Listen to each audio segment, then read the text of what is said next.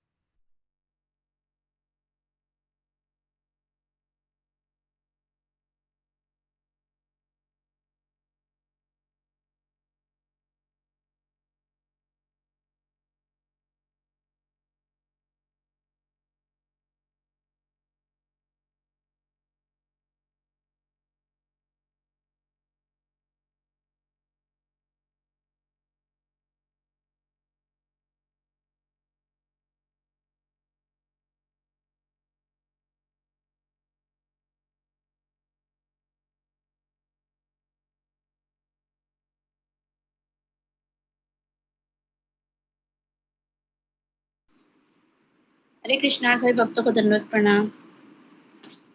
Hello प्रणाम माता जी, सभी भक्तों के चरणों में दंडवत प्रणाम। हरे कृष्णा।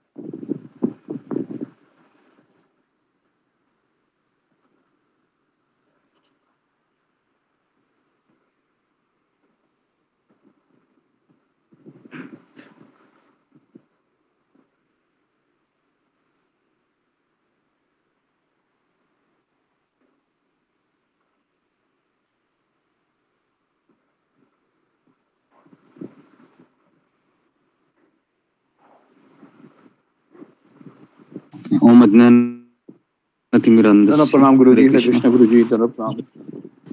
हरे कृष्ण गुरु जी दंडवत हरे प्रणाम। सभी भक्तों के चरणों में हरे दंडवत कृष्ण हरे कृष्ण हरे कृष्ण हरे गुरु जी कृष्ण दंडवत प्रणाम सभी भक्तों हरे को। कृष्ण हरे कृष्ण। ओम अज्ञानतिमिरन्धस्य ज्ञानाञ्जनशलाकया चक्षुरुन्मीलितं येन तस्मै श्री गुरुवे नमः। ठीक है, तो हम शुरू करते हैं रामायण की कथा को। तो कल हम कहाँ पर थे?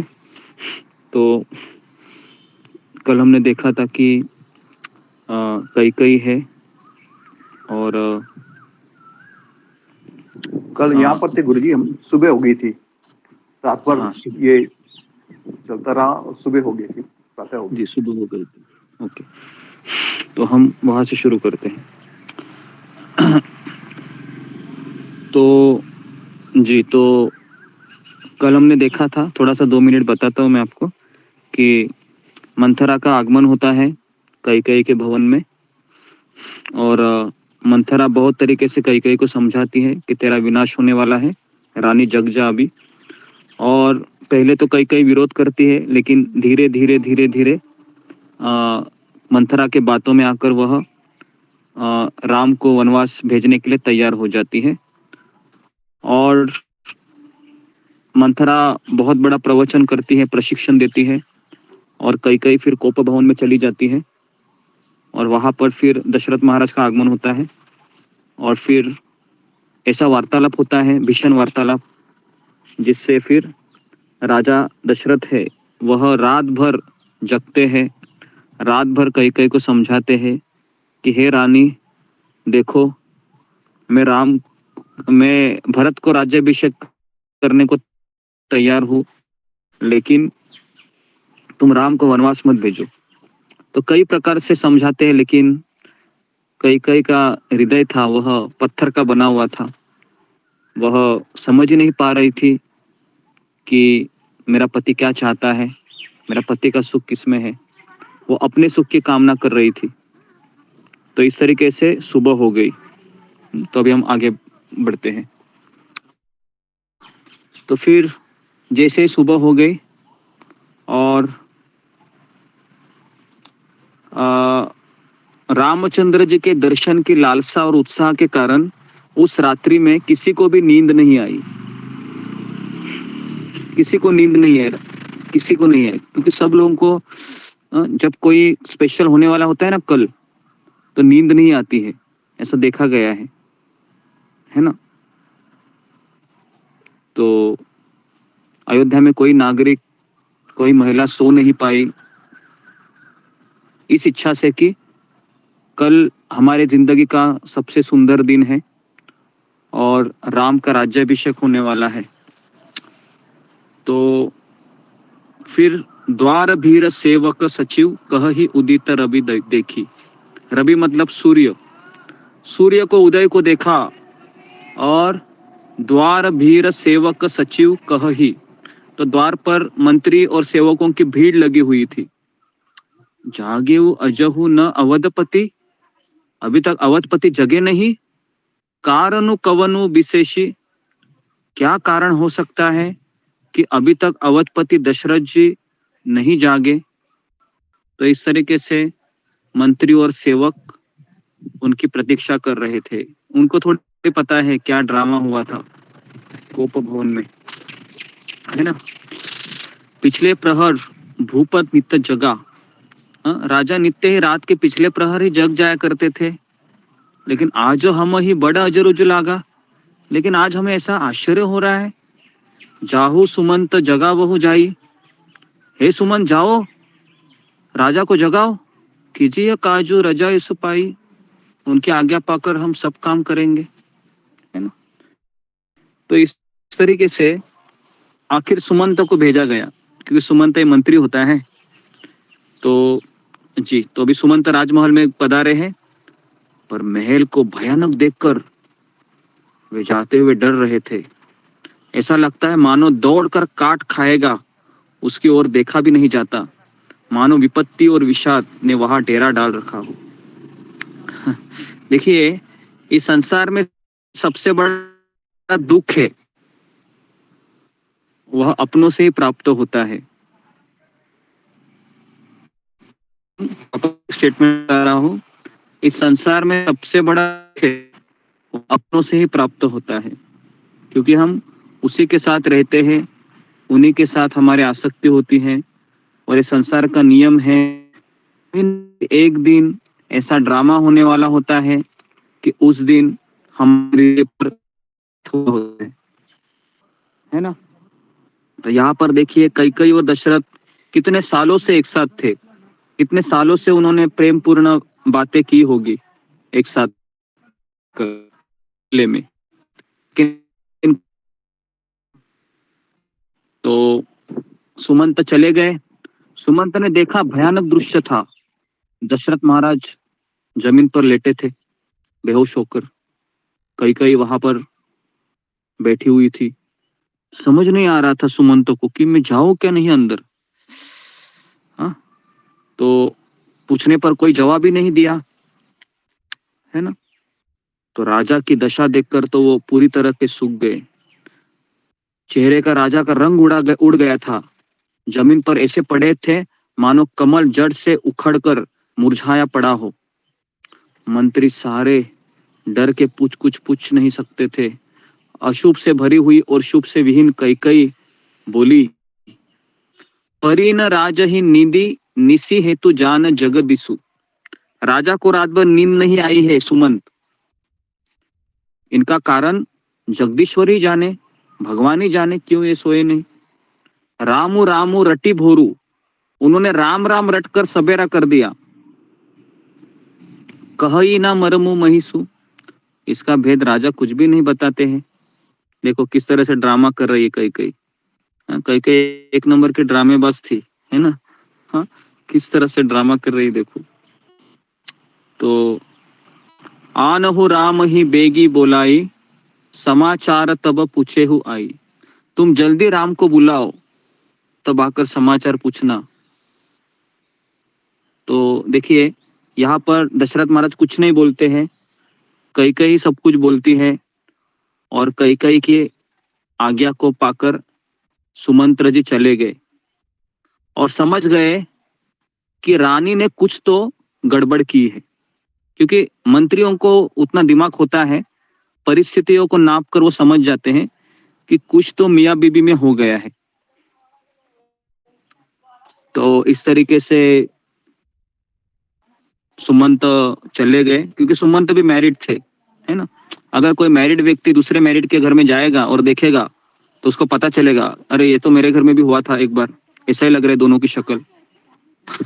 तो सुमंत जी भी पहचान गए कुछ तो गड़बड़ हो गया यहाँ पर।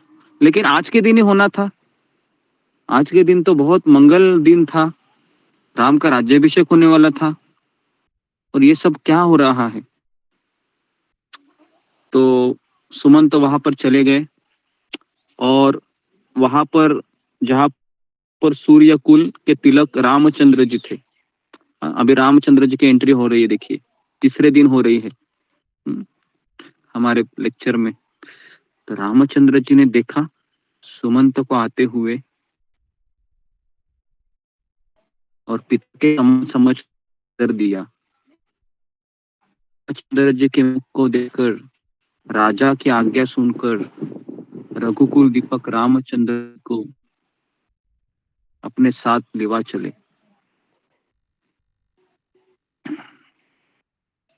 जब रामचंद्र जी चले गए सुमंत के साथ कोप भवन में, तो राजा की अत्यंत बुरी हालत में पड़े हुए थे, मानो सिंहनी को देखकर कोई बूढ़ा गजराज गिर पड़ा हो।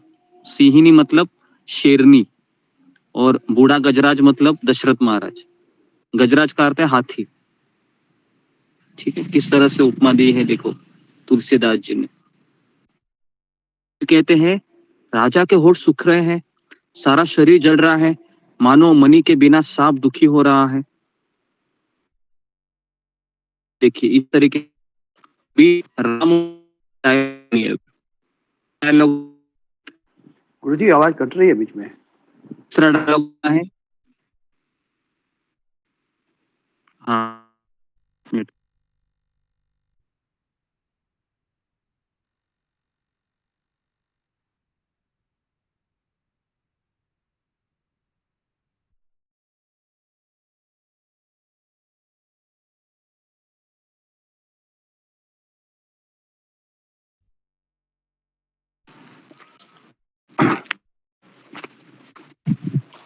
जी, अभी आवाज आ रहा है? जी गुरुजी। ओके जी। तो पहला डायलॉग किसका था, कौन मुझे बताएगा जरा? अशोक चौरक को बताइए कहाँ से शुरुआत हुई थी डायलॉग की?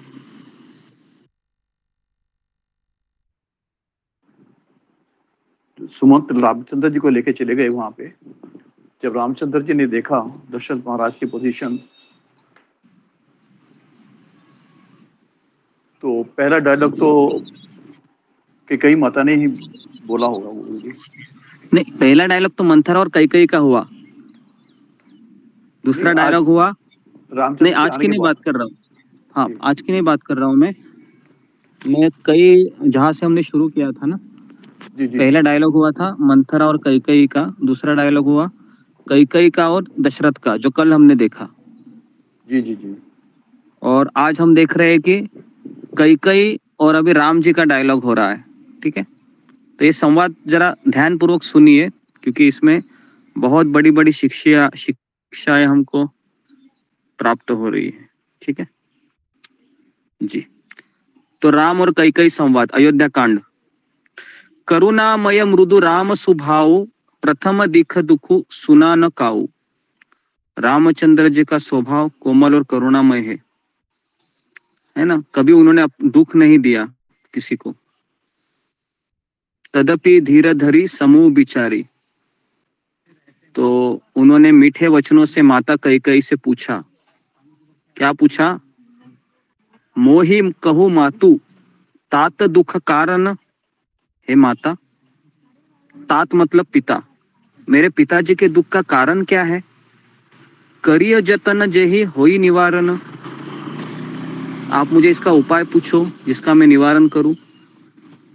तो कैकेयी ने कहा, सुनहु राम, राम सुनो, सबु कारण एहु, सारा कारण यही है कि राजा ही तुम पर बहुत स्नेहु, कि राजा तुम पर बहुत स्नेह करता है, यही कारण है।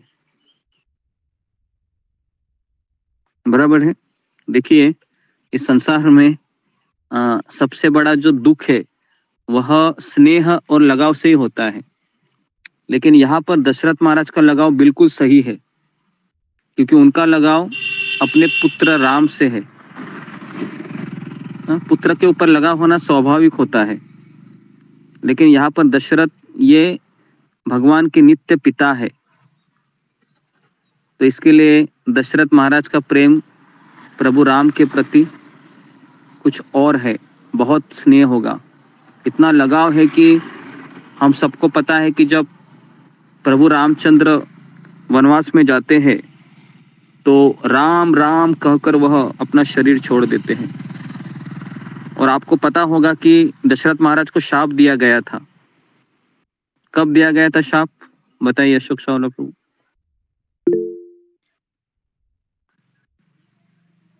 कुछ पता है? जी गुरु जी, याद आ रहा है? रामचंद्र को शाप नारद मुनि ने दिया था गुरु जी। नहीं, दशरथ महाराज को कह रहा हूं मैं। उसने दिया था श्रवण कुमार के माता पिता ने। माता पिता जी, तो श्रवण कुमार के माता पिता ने क्या शाप दिया था, बताओ जरा। कि जिस तरह हम तड़पे अपने बेटे के लिए, और तुम भी अपने बेटे के लिए तड़पोगे और मरोगे। तो भी यहाँ पर क्या शिक्षा मिलती है? अगर भगवान के पिता भी है तो भी उनको जो कर्म है ना, वो उनको लगता है, एक्चुअली नहीं लगना चाहिए, लेकिन भगवान शिक्षा दे रहे हैं हमें रामायण के माध्यम से कि चाहे मेरा पिता ही क्यों ना हो, कोई अगर ऐसा कार्य होता है तो शाप लगता है। तो उन्होंने मुझे, अभी कई ने कहा कि राजा का दुख का कारण तुम हो राम, तुम हो, तुम्हारा स्नेह ही इतना बड़ा है राजा का, तो राजा रो रहा है।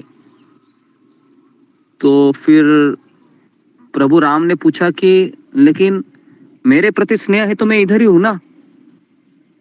तो फिर कई कहती है, देखो राम, इन्होंने मुझे 2 वरदान दिए थे और मुझे जो कुछ अच्छा लगा वही मैंने मांगा।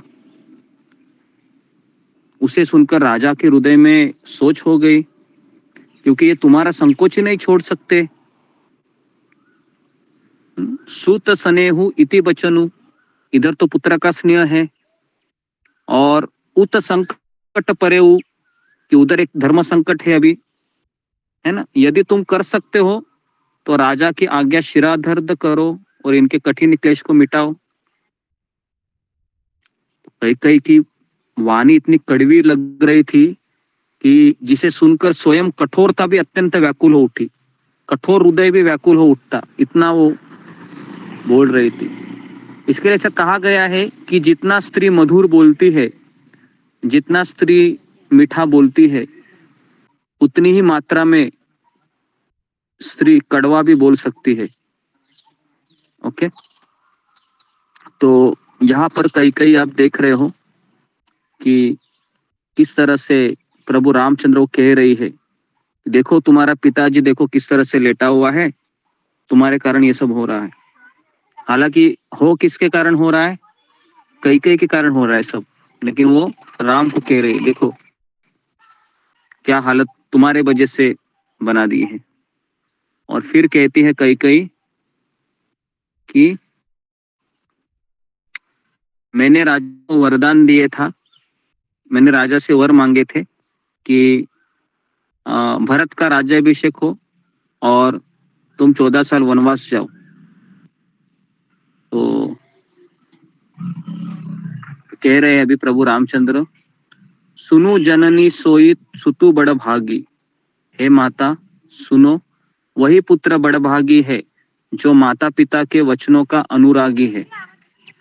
तो कई लोग रामायण का दृष्टांत देकर कहते हैं कि रामायण में तो माता पिता की सेवा को ही आदर्श धर्म कहा गया है, लेकिन इसमें थोड़ा सा ट्विस्ट है कि प्रभु रामचंद्र थे, वो भगवान थे, और माता कौशल्या एक ऐसी पत्नी थी, है ना, जो अपने पति के लिए समर्पित थी, और दशरथ महाराज भी राजर्षि थे।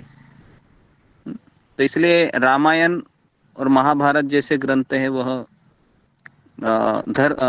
धर्मशास्त्र में आते हैं, कर्तव्य परायण है सारे ग्रंथ, करना चाहिए, अच्छे ग्रंथ है ये। लेकिन उससे भी ऊपर है भक्ति शास्त्र, जिसमें गुरु और शिष्य का संबंध होता है। तो हे माता सुनो, वही पुत्र बड़भागी है जो माता पिता के वचनों का पालन करता है। माता पिता को संतुष्ट करने वाला पुत्र है जननी, सारे संसार में दुर्लभ है ना। मैं आज ही वन में मुनियों का वेश परिधान करके जाऊंगा, मेरे पिताजी की यही आज्ञा है, हे जननी मैं जाऊंगा, और मेरा प्राण प्रिय भरत राज्य पाएगा, और आज विधाता सब प्रकार से मुझे सम्मुख है, मेरे अनुकूल है। यदि ऐसे काम के लिए भी मैं वन को न जाऊं तो मूर्खों के समाज में मेरी गिनती करनी चाहिए। तो देखिए, वो रामचंद्र के हृदय में था कि मुझे राजा बनना है, लेकिन आज सवेरा हो गया तो राम जी को कहा जाता है कि तुम्हें वनवास जाना है।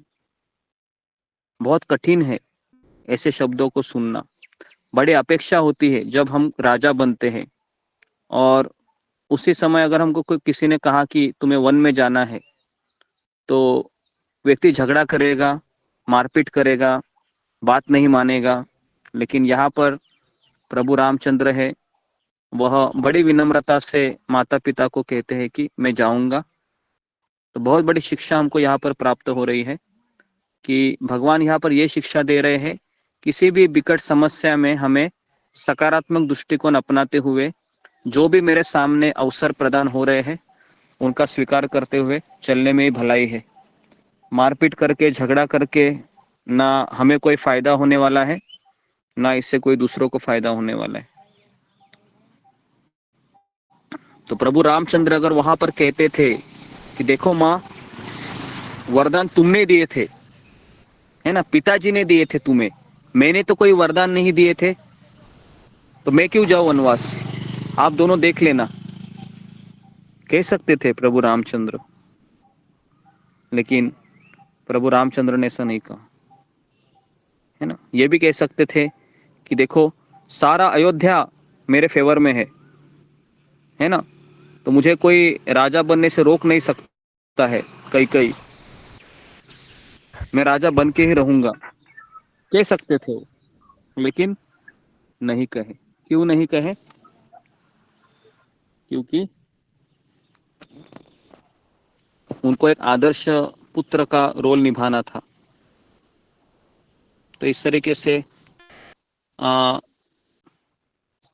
हे माता, मुझे एक ही दुख विशेष रूप से हो रहा है कि मुझे मेरे पिताजी की पीड़ा को नहीं देखा जा सकता। मेरा भारी दुख हो रहा है कि मुझे इस बात पर विश्वास नहीं होता कि इतनी छोटी सी बात के लिए पिताजी इतना दुख कर रहे हैं।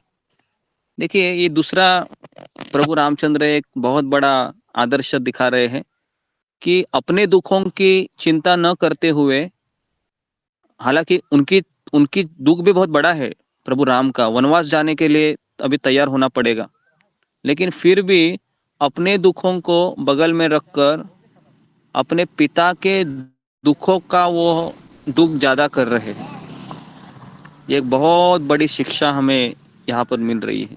हालांकि ये असंभव है आज की तारीख में, अपना दुख लेकर ही लोग जी रहे हैं, सामने वाले दुख को तो छोड़ ही दो, है ना।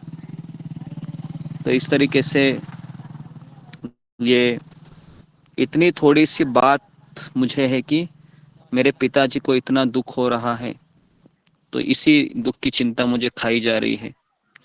और महाराज तो बड़े ही धीर है, अवश्य मुझसे कोई अपराध हुआ होगा जिसके कारण महाराज मुझसे बात नहीं कर रहे हैं। तुम्हें मेरी सौगंध है माता, तुम सच सच कहो कि मुझे कभी जाना है। तो इस तरीके से रानी कैकेयी कहती है कि तुमने कोई अपराध नहीं किया है ना, बस केवल तुम अपने वचन का पालन करो। तो कैकेयी के बुरे मुख में ये शुभ वचन कैसे लगते हैं, जैसे मगध देश में गया तीर्थ, रामचंद्र जी को माता कैकेयी के सब वचन ऐसे अच्छे लगे जैसे गंगा जी में जाकर कोई जल शुभ सुंदर हो जाते हैं। देखिए, तो यहाँ पर एक बहुत बड़ी शिक्षा मिल रही है कि एक्चुअली संसार में शुभ और अशुभ या शाप और वरदान ये मैटर नहीं करता है, मैटर करता है कि मेरी मनोभावना, है ना। बहुत बड़े रामायण में बहुत बेहतरीन शिक्षाएं हैं, है ना। इस संसार में कोई भी व्यक्ति हो, देखो व्यक्ति तो वैसा ही हमारे से बिहेव करेगा, परिवार में वो सुधरेगा नहीं, है ना। वो तो हमेशा गाली देगा, बकेगा, कुछ कुछ बहुत कुछ करेगा, शाप देगा, ये करेगा वो करेगा। लेकिन मुझे उसको कैसे लेना है ये मेरे ऊपर निर्भर करता है। हाँ, प्रभु रामचंद्र कह सकते थे कि ये क्या मेरे साथ हो रहा है, विधाता ऐसा क्यों कर रहा है, हे भगवान क्या मैंने तुम्हारा बिगाड़ा था, कुछ नहीं बोले, शांत बैठे हैं, समझ रहे हैं और स्वीकार करते हुए आगे आगे बढ़ रहे हैं। बहुत बड़ी शिक्षा है, क्योंकि परिवार में यही सब होता है, रोज कुछ ना कुछ ड्रामा होता रहता है और हम दिमाग को लेकर बैठ जाते हैं, ये क्या हो रहा है मेरे साथ, भगवान क्यों ऐसा तुम कर रहा है। लेकिन हम स्वीकार नहीं करते, एक्सेप्ट नहीं करते। क्यों नहीं करते हैं? आसक्ति, लगाव, स्नेह, इसके लिए नहीं हो पाता हमसे। कितने लोग इसको अग्री करते हैं? फिंगर को रेज कीजिए। सब लोग अग्री करते हैं ना, रोज घर में तो होता ही है। बराबर इच्छा तो होती है कि अभी के अभी चला जाओ, कितना हम करें, लेकिन वापस हमारे पैर थोड़ा सा आगे जाते हैं, दरवाजे से बाहर 4-5 कदम, वापस मन में थॉट आता है, नहीं नहीं नहीं नहीं, वापस यू टर्न लेते हैं, वापस पीछे जाते हैं। बराबर। लेकिन यहाँ पर प्रभु रामचंद्र बहुत बड़ी शिक्षा दे रहे हैं। देखिए,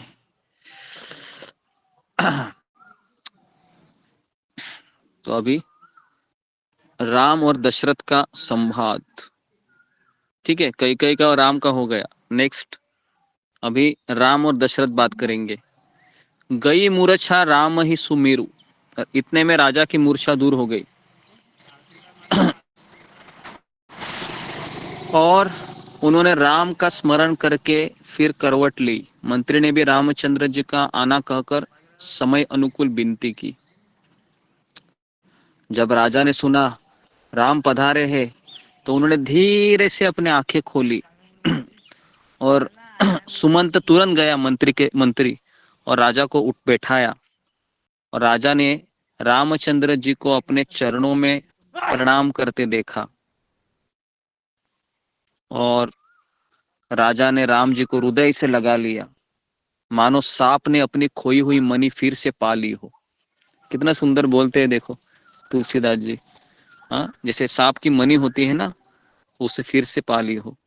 राजा दशरथ जी राम जी को देखते ही रह गए और उनके आंखों से आंसुओं की धारा बहने लगी, है ना। कितना प्रेम करते होंगे, इमेजिन कीजिए, कल्पना कीजिए। हालांकि माँ का प्रेम तो इससे भी दुगना होगा, कौशल्या का, लेकिन दशरथ का प्रेम भी कुछ कम नहीं था। शोक से विशेष वश होने के कारण राजा कुछ कह ही नहीं सकते। बार बार रामचंद्र जी को हृदय से गले लगा रहे थे और मन में ब्रह्मा जी को मनाते थे कि जिससे रघुनाथ जी वन को न जाए, है ना। कैसे तो वो सोच रहे थे, कैसे मैं राम को रोकूं, कैसे रोकूं, कैसे रोकूं। कभी कभी उनके मन में आता था, राम तुम मुझसे बगावत करो, तुम मुझसे विद्रोह करो, मेरे ऊपर शासन करो और तुम इधर ही रह जाओ।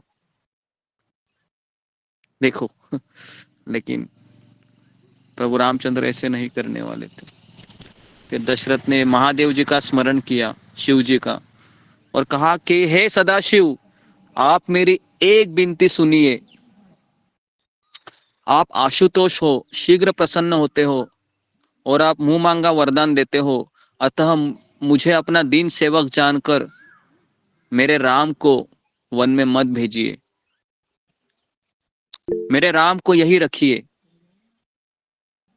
तो रामचंद्र जी को ऐसी बुद्धि दीजिए जिससे मेरे वचन को वह त्याग दे और यहीं पर अयोध्या में ही वास करे। चाहे अपयश हो मेरा या सुयश नष्ट हो जाए, चाहे मैं नरक में ही क्यों ना गिरूं अथवा स्वर्ग चला जाऊं, लेकिन मैं रामचंद्र जी मेरे आंखों से दूर ना जाए, ऐसा कुछ करे। तो इस तरीके से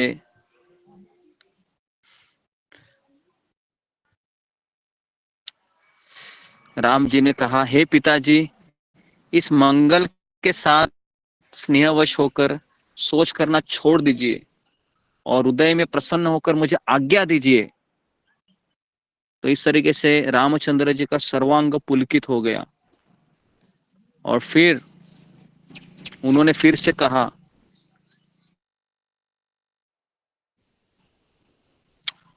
आपकी आज्ञा पालन करके और जन्म का फल पाकर मैं जल्दी ही लौट आऊंगा, मुझे आज्ञा दीजिए।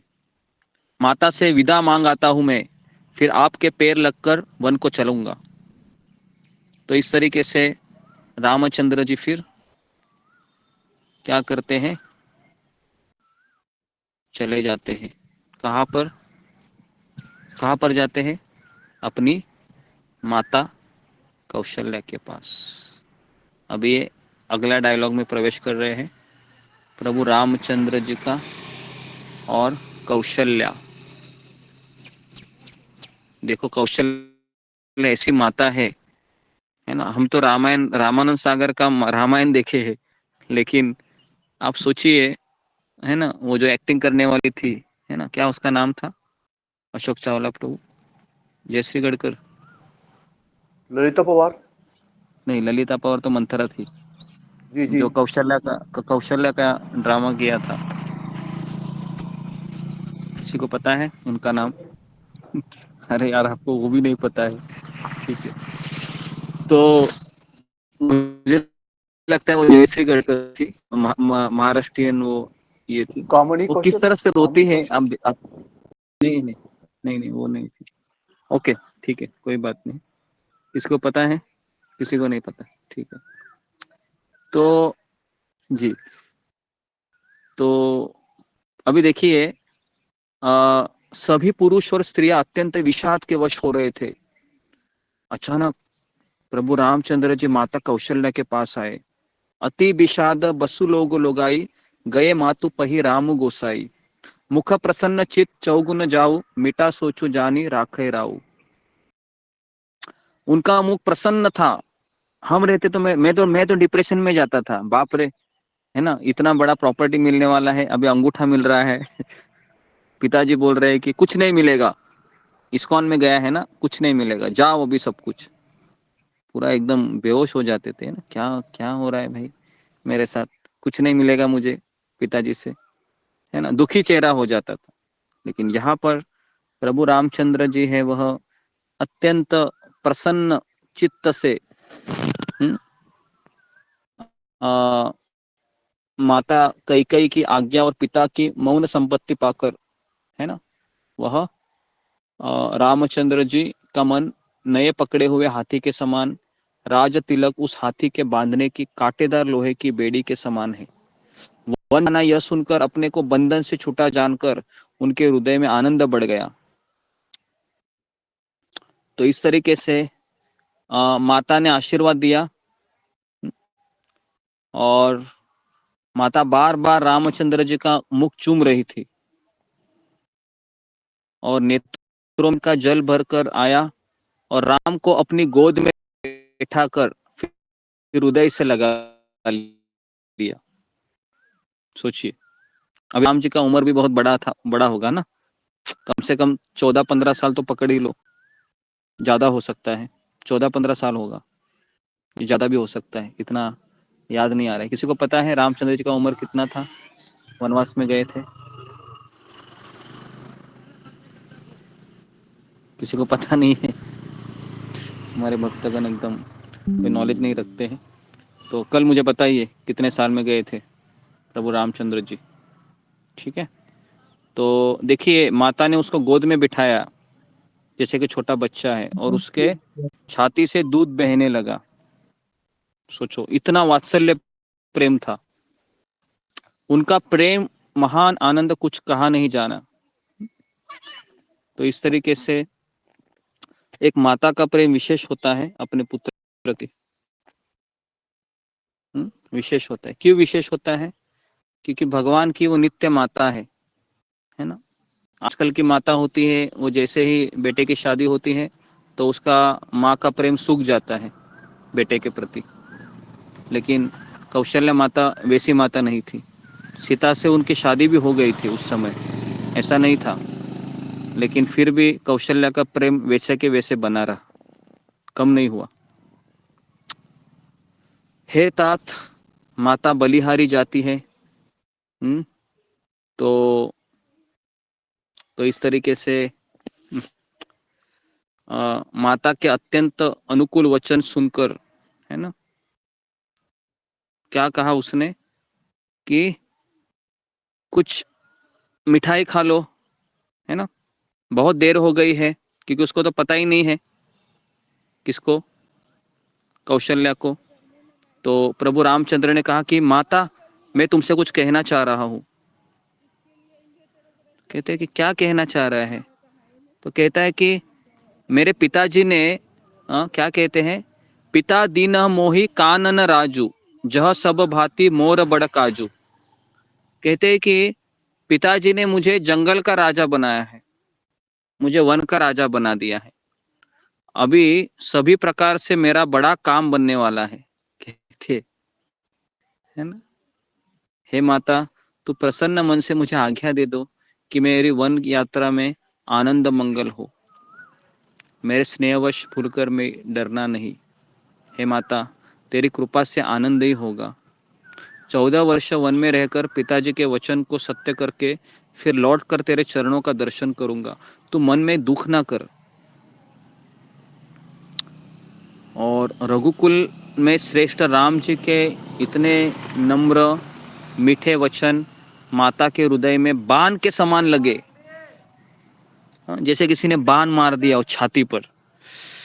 और उसकी शीतल वाणी को सुनकर कौशल्या वैसे ही सहम कर सूख गई, जैसे बरसात का पानी पड़ने से जवा सा सूख जाता है। हृदय का विषाद कुछ कहा नहीं जाता। मानो सिंह की गर्जना सुनकर हिरनी विकल हो गई हो, नेत्रों में जल भर आया, शरीर थर थर कांपने लगा। मानो मछली पहली वर्षा का फेन खाकर बदहवास हो गई हो। धीरज धरकर पुत्र का मुख देखकर माता गदगद वचन कहने लगी, हे तात, तुम तो पिता को प्राणों के समान प्रिय हो, तुम्हारे चरित्र में कोई दोष नहीं है, तो तुमने फिर ऐसा कौन सा अपराध किया कि तुम्हें राजा ने वन जाने को कहा, है ना। तो इस तरह से माता कौशल्या कह रही है। और रामचंद्र जी का मुखड़ा देखकर मंत्री के पुत्र ने सब कारण समझाकर कहा।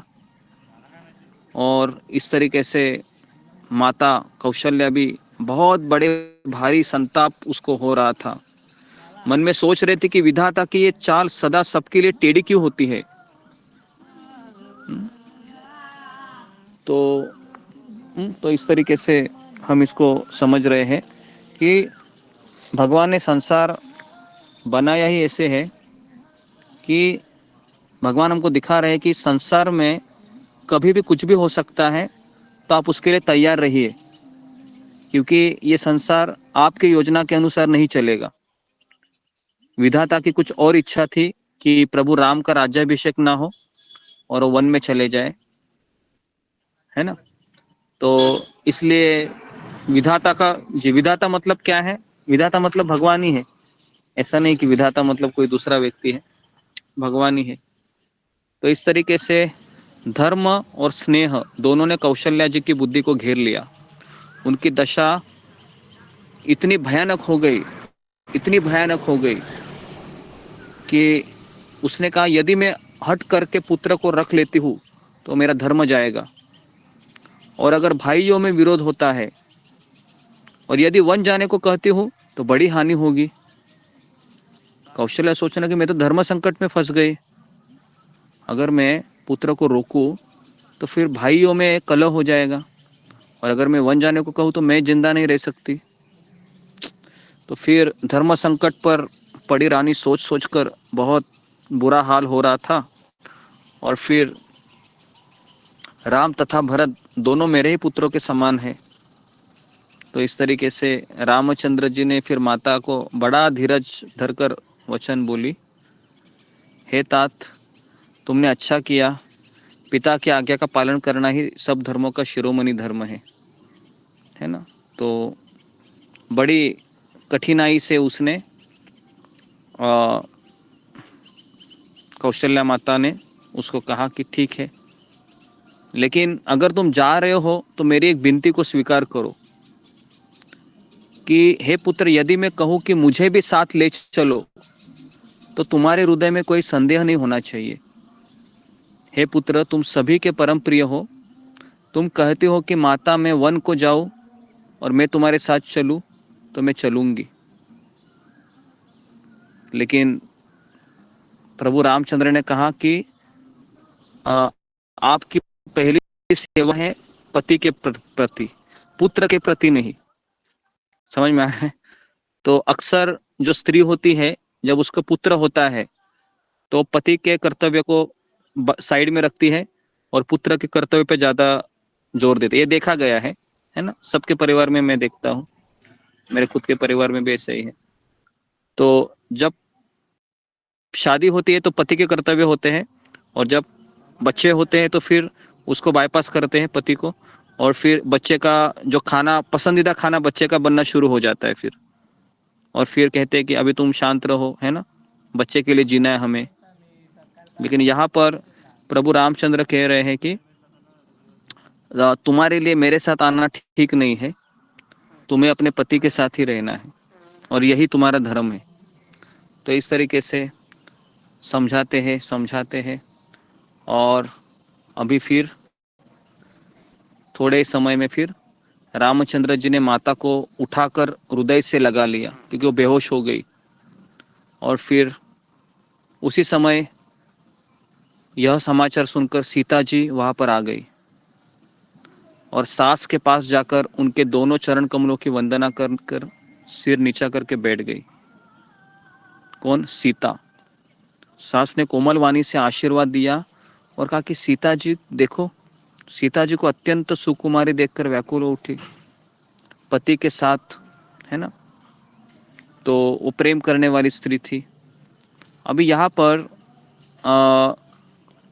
प्रभु रामचंद्र सीता को समझाते हैं कि तुमको यही रहना है, अभी तुमको अयोध्या में रहना है, और अयोध्या में रहकर तुमको किसकी सेवा करनी है? सास और ससुर की सेवा करनी है, दशरथ की और कौशल्या की। ठीक है, तो देखो इस तरह से बोल रही है। अभी आजकल का पति क्या बोलेगा? मैं वन में जा रहा हूँ तो तुम्हारा क्या काम यहाँ, चलो बैग पैक करो, हम दोनों निकलते हैं। लेकिन यहाँ पर प्रभु रामचंद्र है, वह बहुत बड़ी शिक्षा दे रहे हैं, है ना। तो हर एक व्यक्ति है, यहाँ पर हम देख रहे हैं कि अपने धर्म को फॉलो करते हुए किसी के ऊपर जबरदस्ती नहीं कर रहा है कि तुम भी चलो, तुम क्यों यहाँ पर रह रहे हो, तुम्हारा काम क्या है? पति के साथ चलना। लेकिन यहाँ पर राम कहते हैं कि तुम्हारी सेवा है कि सास ससुर के साथ रहना, दशरथ कौशल्या की सेवा करना। और सीता जी अपने सुंदर चरणों के नखों से धरती को कुरेद रही थी, है ना, धरती को ऐसा कुरेद रही थी वो, और ऐसा करते समय उसके जो पायल है पैर में, उसका मधुर शब्द हो रहा था। और तुलसीदास जी लिखते हैं कि पायल सीता को प्रार्थना कर रहे थे कि सीता जी के चरण कभी हमारा त्याग ना करे। तो सीता जी सुंदर नेत्रों से जल बहा रही थी। उसकी दशा को देखकर राम जी की माता कौशल्या जी बोली, हे तात सुनो, सीता को सास ससुर और कुटुंबी सभी को प्यारी है। इसके पिता जनक जी ने बड़ी तमन्ना से मुझे, है ना, सौंपा था। तो अब ये पुत्र वधू है, तो इसका क्या करोगे? मैंने जानकी को आंखों की पुतली बनाकर इनसे प्रेम बढ़ाया है ना। तो देखिए कौशल्या माता कह रही है कि मैंने सीता को बहुत प्रेम दिया है। एक कहावत है कि हाँ, बहू कभी बेटी नहीं हो सकती और सास कभी माँ नहीं बन सकती। आपने सुना होगा परिवार में, कितने लोगों ने सुना है ये? फिंगर को रेज कीजिए कि सास कभी माँ नहीं हो सकती और बहू कभी बेटी नहीं बन सकती। जी, बहुत लोगों ने सुना होगा, ये कॉमन है ना। और ये आप सबको पता भी हो, घर परिवार में ये सब चलता है, बराबर है। शादी के समय तो बेचारी वो बोलती है बेटे की माँ कि मैं तुम्हारी बेटी को अपनी बेटी मानूंगी, है ना। लेकिन वो एक दिन के लिए होता है, जैसे घर में आती है उससे सब काम करवाती है। और बहू भी बोलती है, बहू बोलती है कि मेरी सास नहीं है, ये मेरी माँ है। लेकिन वो भी एक दिन का ही होता है ना। सब कंप्लेंट करती रहती है, फिर जाके पता है मेरी सास ने ये किया, माँ सास बहुत खराब है, ये है वो है, सब शुरू हो जाता है। तो जो भी है, लेकिन यहाँ पर एक सुंदर प्रसंग यहाँ पर प्रभु रामचंद्र जी कौशल्या माता और सीता माता के साथ दिखाई दे रहा है। अभी आप बोलोगे कि वो रामायण था, हाँ सही बात है, वो रामायण था इसलिए वो हो रहा था। यहाँ पर तो कठिन है। कलयुग में आप बिल्कुल अपेक्षा मत कीजिए कि कोई स्त्री अगर दूसरे के घर जा रही है तो वो उसके माता पिता बनेंगे। तो ऐसा नहीं होता है मोस्टली। इसलिए नहीं होता है क्योंकि वो संस्कार अभी नहीं है, वो कल्चर नहीं है, वर्णाश्रम सिस्टम नहीं है। और ऐसी माँ मिलेगी तो भी वो कितना परिपूर्ण होगी वो पता नहीं, कब खटकेगा कोई गारंटी नहीं है। और आजकल देखा है कि बहू भी ऐसी होती है कि वो अपने पति को कहती है कि एक तो मुझे चुनो, नहीं तो इसको चुनो। तो इस तरीके से फिर ऐसे होता है कि वो बहू ही होती है फिर जो पुत्र को माता से दूर करती है और कहती है कि हम अपना नया घर लेंगे अभी। तो जॉइंट फैमिली पहले हुआ करती थी, अभी हम दो हमारे दो, सब लोग फ्लैट। ये सब फ्लैट क्यों, अभी फ्लैट सिस्टम क्यों आया पता है आपको? इतने सारे फ्लैट, अभी मैं इधर आया हूँ सिटी में, इतने सारे फ्लैट है, 7-7 मंजिले की बिल्डिंग बन रहे हैं, 4-4 माले की बिल्डिंग बन रहे हैं। इतनी कंस्ट्रक्शन बढ़ते ही जा रहा है, बढ़ते ही जा रहा है। तो मैं सोच रहा था कि सर इतने क्यों वो बिल्डिंग खड़े हो रहे। तो ये अभी पता चला अचानक कि पहले जॉइंट फैमिली हुआ करती थी, अभी सब लोग क्या कर रहे हैं, जैसे शादी होते हैं 1 साल रहते हैं और उसके बाद अपना रूम बुक करते हैं, लोन लेते हैं बैंक से और फिर कहते हैं देखो माँ तुम्हारा और इसका कभी जमेगा नहीं और मुझे अभी मेरे पत्नी के साथ ही रहना है ना। तो इस तरीके से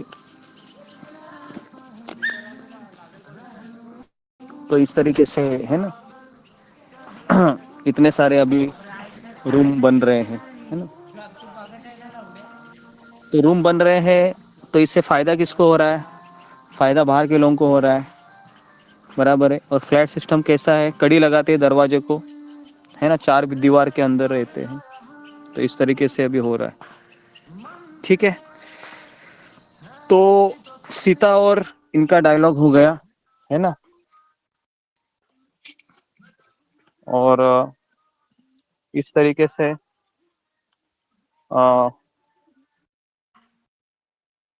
जी, तो इस तरीके से फिर सीता का जो संवाद है प्रभु रामचंद्र जी के साथ, तो सीता अब तुम्हारे साथ वन चलना चाहती है, हे रघुनाथ उसे क्या आज्ञा होती है।